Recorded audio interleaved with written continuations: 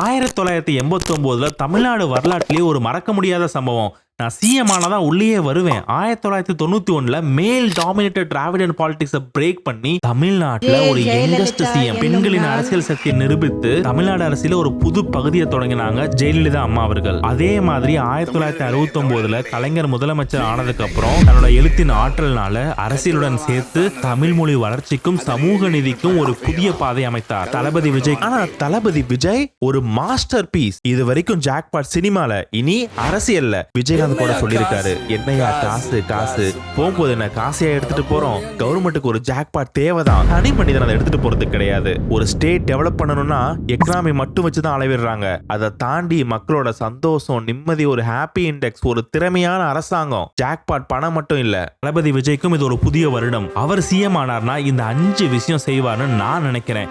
இந்த பதிவை கேட்டுட்டு நீங்க சொல்லுங்க. ஒரு கணம் கற்பனை செய்து பாருங்க, தமிழ்நாட்டின் அரசியல் சூழல் திடீரென மாற்றமடையும். தளபதி விஜய் 2026 தமிழ்நாட்டின் முதல்வராக பதவியேற்கிறார். இது ஒரு புரட்சி காலத்தை உருவாக்குமா? இந்த பதிவுல விஜயின் தலைமையின் மூலம் தமிழ்நாடு எப்படி மாற்றமடையும் பார்க்க போகிறோம். பயமற்ற நடவடிக்கைகள் முதல் எதிர்பாராத சவால்கள் வரை. வீடியோவை முடிஞ்ச வரைக்கும் கடைசி வரைக்கும் பாருங்க. இது உங்களை ஆச்சரியப்படுத்தக்கூடும். Welcome to the channel. Subscribe பண்ணலன்னா மறக்காம சப்ஸ்கிரைப் பண்ணுங்க. உங்களை தேடி உங்களுக்காக சொசைட்டிக்கு தேவையான இன்ஃபர்மேஷனை, நல்ல பதிவுகளை பகிர்வோம். இது முழுக்க முழுக்க கற்பனையே, நடந்தா எப்படி இருக்கும்? விஜய் முதல்வராகும் நாள் தமிழ்நாடு அரசியல்ல ஒரு வரலாற்று நிகழ்வா இருக்க போகுது. தெருவெல்லாம் ரசிகர்கள், தொண்டர்கள், ஆட்டம், பட்டாசு, மொத்தத்துல ஒரு பண்டிகை மாதிரி.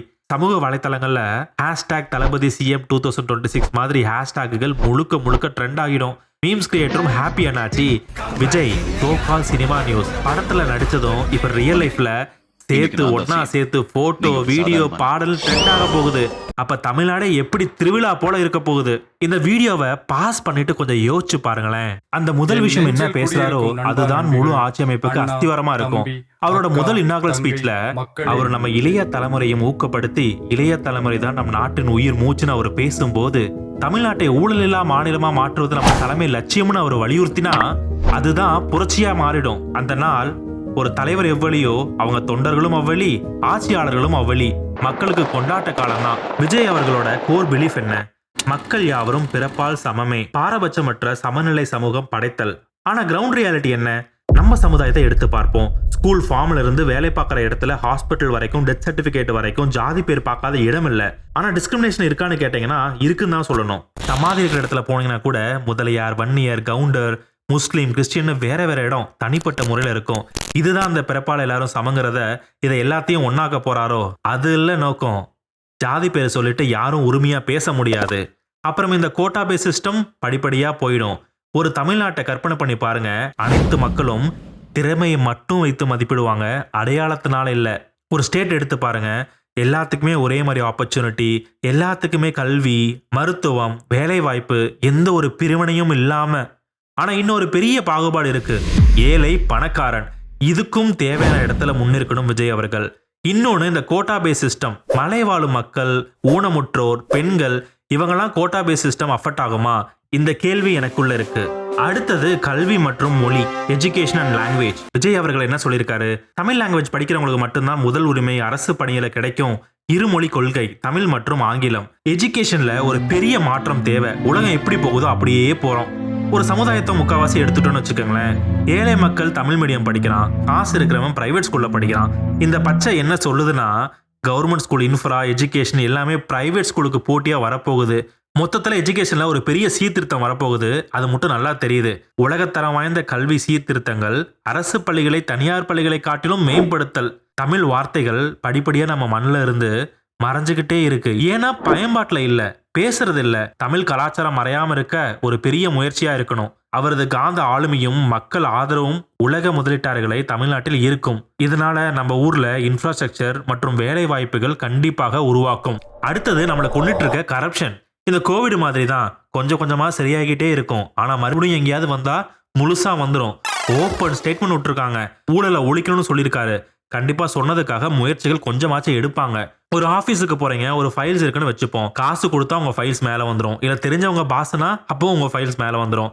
இந்த கரப்ஷன்லாம் சரியாயிட்டே இருக்கும்போது உங்க ஃபைல்ஸ் ஆர்டர்ல தான் வரும்னா ஆர்டர்ல தான் வரணும். நாம என்ன பண்ணுவோம், நமக்காக வரணும் அப்படின்னு சொல்லிட்டு ஏதாவது வேலை பார்ப்போம். நான் சொன்னேன்ல அந்த கோவிட் மாதிரி மறுபடியும் மக்கள் எங்கேயாவது ஆரம்பிச்சாங்கன்னா இது மறுபடியும் கோவிட் மாதிரி கரப்ஷன் மறுபடியும் உள்ள வந்துட்டே தான் இருக்கும்.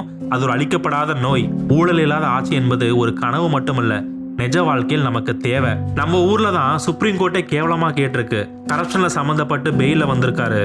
ஆனா அடுத்த நாளே மந்திரி இதை பார்த்து மற்றவங்க சிரிக்கிறாங்கப்பா. தமிழ்நாட்டை எத்தனை முறை நம்ம அரசு திட்டங்கள் ஒரு ரெட் டேப்ல மாட்டிருக்கு. ஒரு பேசிக் ரைட்ஸ், தூய காத்து, தண்ணி, கல்வி, மருத்துவம் எல்லாத்துக்குமே சமமா கிடைக்கணும். இலவச மருத்துவ சோதனைகள், கிராமப்புறங்களுக்கு மொபைல் மருத்துவமனை போன்ற சுகாதார புது முயற்சிகள் நடக்கும். அது மட்டும் இல்ல, இந்த கவர்மெண்ட்டுக்கும் சிட்டிசன்ஸ்க்கும் ஒரு டைரக்ட் லைன் ஆஃப் கம்யூனிகேஷன் கிடைக்கும். எதா இருந்தாலும் டைரக்டா நீங்க பேசுற மாதிரி உங்க அங்க கவுன்சிலர், அதுக்கப்புறம் எம்பி, எம்எல்ஏ, வட்ட செயலாளர், மாவட்ட செயலாளர் இந்த மாதிரி தாண்டி தாண்டி தாண்டி தாண்டி வராது. டைரக்ட் கம்யூனிகேஷன், டைரக்ட் அட்டாக், இதுதான் நடக்க போகுது.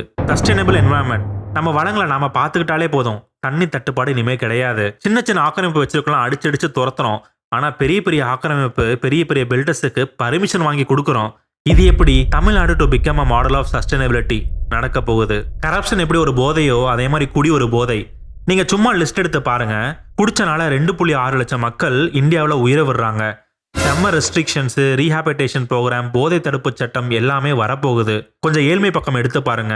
குடிக்கிறனால தான்ப்பா எனக்கு உடம்பு ஹெல்த்தியா இருக்கு, அப்பதான் அடுத்த நாள் நான் வேலைக்கு போக முடியும்னு சொல்றாங்க. குடிக்கிறது அவங்கவுங்க தனிப்பட்ட உரிமை. ஆனா நம்ம குடிச்சிட்டு என்ன பண்றோம், வீட்டில் போயிட்டு குடும்ப பொண்ணை உதைக்கிறது, அதனால அருவா வீச்சு, வெட்டு, குத்து இதெல்லாம் அவாய்ட் பண்ணணும். இதெல்லாம் போதையெல்லாம் நடக்கிறது.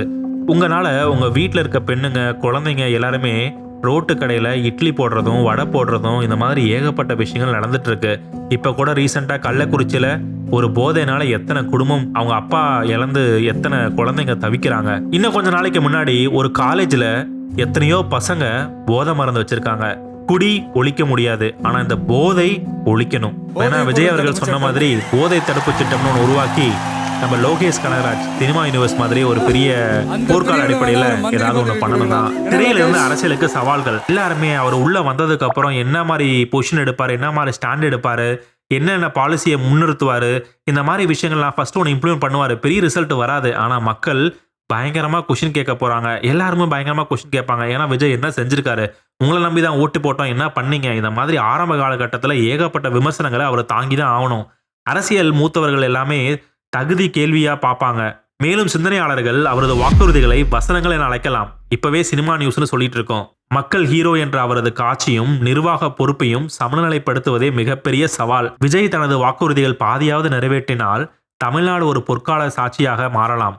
கற்பனை செய்யுங்க, ஒவ்வொரு இளைஞருக்கும் உலகத்தரமான திறன்கள் அளிக்கப்படும் ஒரு மாநிலம், கிராமங்கள் நவீன வசதிகளுடன் டிஜிட்டல் மயமாக மாறுவது, தொழில்நுட்ப நிறுவனங்களும் தொழில்களும் முதலிடமாக நினைக்கும் மாநிலமாக தமிழ்நாடு மாறுவது, தமிழ் கலையும் பாரம்பரியமும் உலக அளவில் விளங்க விஜயன் அரசாங்கம் புதிய முயற்சிகள் மேற்கொள்வதை கற்பனை செய்யுங்கள். தமிழ்நாடு பாரம்பரியமும் புதுமையும் சீராக ஒருங்கிணைத்து நாட்டுக்கு முன்மாதிரியாக மாறுமா?